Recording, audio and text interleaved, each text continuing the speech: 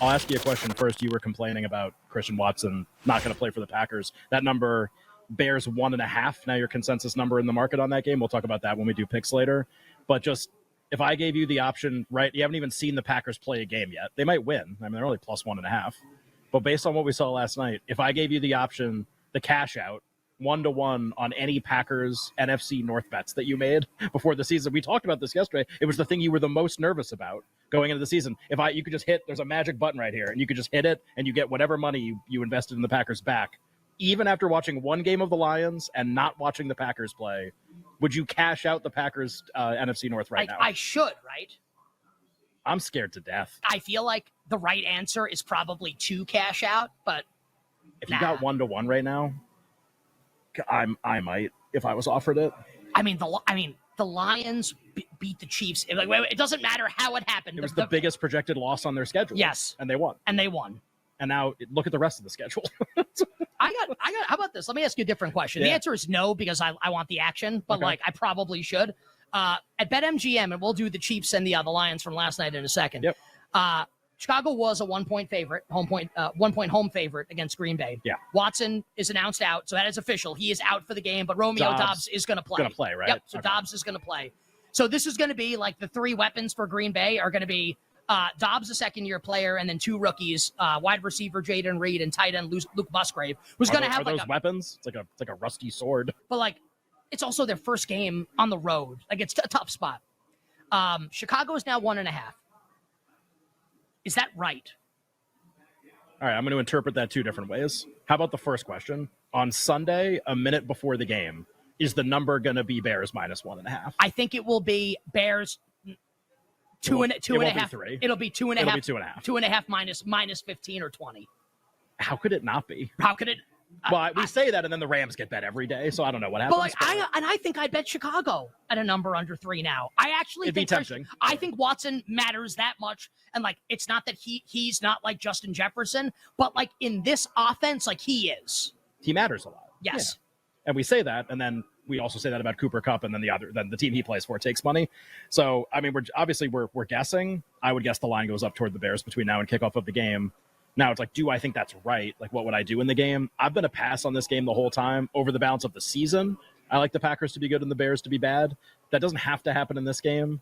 I mean, my only advice would be I think 1.5 is not going to be there. So if you want to bet it, okay. But I don't think you're going to get amazing closing line value because I don't think it's ever going to get to 3. I don't think that's going to happen. And first of all, one of the reasons I don't think that is we've had no movement on the spread with a half point from 1 to 1.5 on Watson. Okay, we're going to get some magic push to the most key number when everybody already knows that he's out. A little tick up, but I think that's about it. Yeah, I mean, talk about Packers future scare me to death. That game scares me to death now. I don't have any bets on Packers Bears. I actually think I'm at the point where nothing in that game would surprise me. Yeah, you're locked in. Sorry, buddy. No, I'm just, Watson fantasy leagues too. Yeah. It's just, it's not great. As Joe Girardi, our old Odyssey teammate, would say. It's our old Odyssey teammate. He used to do a podcast for Odyssey. Sure, he did. That's what he's known for. Radio.com Sports. Oh, you might have won a World Series for the Yankees also. It's not what you want.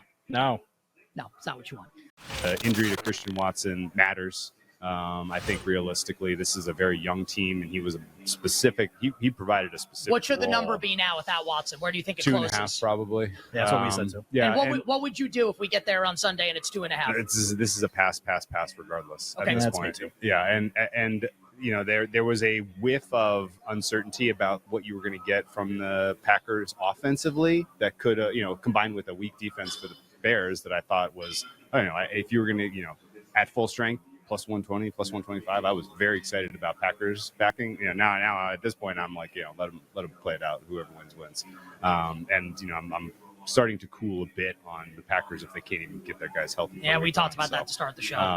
Also, Detroit winning last night, kind of. Not great. Packers to win the division. Not great. There's a trash can. Oh yeah. You thought you were smart backing plus 425. Well, how do you like 525? Yeah. I'll do you one better. I'll give you a number that doesn't exist. The Lions are going to win. How about this, from the producers that brought you Seahawks minus 5.5. Right. Now bring you the Packers plus 425. The old RC. Bucks and Vikings at the current numbers here. Ken, you like anything here? Man, not anymore. I don't think so. We talked about liking Tampa rather at 7, 6.5. 6.5 was the last number I liked Tampa at. And it was really like a pretty basic kind of a handicap. Just, yeah, look, like expectation that Minnesota wins by margin, team that played a million close games last year.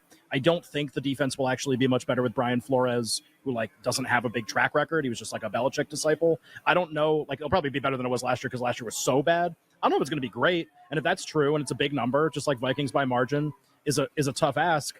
Okay, well, like that's not what this is anymore, or at least we're getting really close to it, really not being what this is anymore. Half the board is 5.5, half the board is 5. We might not be done, honestly. So for me, now in this range, it is a little crazier now. I think you're right. The question for me in this range is, what is the number to bet Minnesota at? Like, does it ever appear? I don't think so, because I think my answer is 4. I think that's my answer for betting Minnesota. But like directionally, both teams healthy, and we're going in this, like we're going toward Tampa. So to me, it's like when to play Minnesota, probably 4. I don't think we're going to get there. Maybe we go to 4.5 in the game. That would be about it. That's kind of my only look in the game. So a number that may not ever appear, but just, hey, if you're on Sunday morning, this game just keeps getting bet.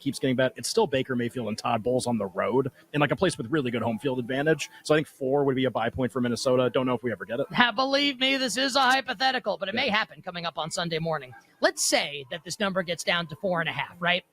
Now, the reason why I didn't like Minnesota in the game is because like you need the Vikings to cover a big number. And last year they played in a billion close games. They won a lot of those close games. Yeah. This money line price keeps shrinking, minus 250 right now at BetMGM. Is that a bet you'd consider making where you're just betting on O'Connell and Cousins, who won a ton of close games last year, like to beat Baker Mayfield and Todd Bowles, just win the game and not have to cover a point spread? Yeah, it's worth a thought. I honestly hadn't thought about playing Minnesota on the money line. I'd like to see Tampa once to know what this is going to be before I go betting like big prices in the games that they're going to play in. Like I talked about betting Kansas City money line. It's because like those two teams are incredibly stable. Same starting quarterbacks, same coaches. Obviously no Kelsey, but like a lot of the fundamental things about that game were kind of known from last year. We don't know anything about what Tampa's going to be this year. So rather than like lay a big price against them out of the gate, I think it's more like lay the points with Minnesota if it gets to 4. Otherwise, probably no bet. I don't have a strong opinion on Steelers 49ers, but I know a lot of people do on both sides almost. Probably more support for Pittsburgh of the people that we've talked to, but a fascinating game, small point spread. A lot of people like Pittsburgh this year. Maybe some questions about San Francisco, Purdy returning. Small number, Niners about a 2-point road favorite in Pittsburgh. What do you like here? Yeah, I mean, I would really like a 3 with Pittsburgh, but obviously, and I thought we might get that with Nick Bosa, maybe being worth half of a point. I'm not the biggest trends guy, but I really do buy into coaching. And Mike Tomlin is a home dog, 13-4-1, I believe, against the spread. And I really like what I've seen from Pittsburgh here in the preseason, where my question, obviously, like a lot of people's coming into the season, was going to be Kenny Pickett. Can he push the ball down the field? Really struggled hitting the deep ball at times last year in a short sample size.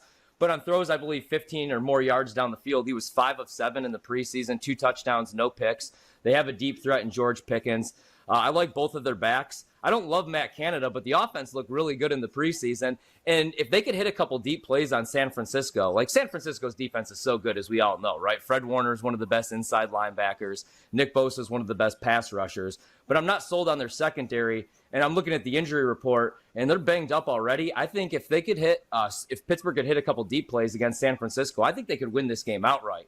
And then I'm still not sold on Brock Purdy. Like, you know what I mean? My hot take is week 5, Sam Darnold might be the starting quarterback in San Francisco. And I don't really like what I'm seeing from the camp. You have to trade Trey Lance. You have the contract dispute with Nick Bosa. Purdy's coming off an elbow injury. And we know that he doesn't like to push the ball down the field. That's not the Shanahan offense. And that's the one area where, again, you could hit Pittsburgh. And they're going to take away everything at the line of scrimmage. I don't think he's going to be able to dink and dunk his way down the field. I think this is a field goal game. I think Pittsburgh might win this one outright. And San Francisco always get off to a slow start. Like we saw this last year. They killed me in Survivor. They lose in Chicago. It was a fluky game because it was played in a monsoon, but they lose to the Bears. And I believe they're 1-5 against the spread in their last 6 openers under Shanahan. So I like Pittsburgh a lot this week.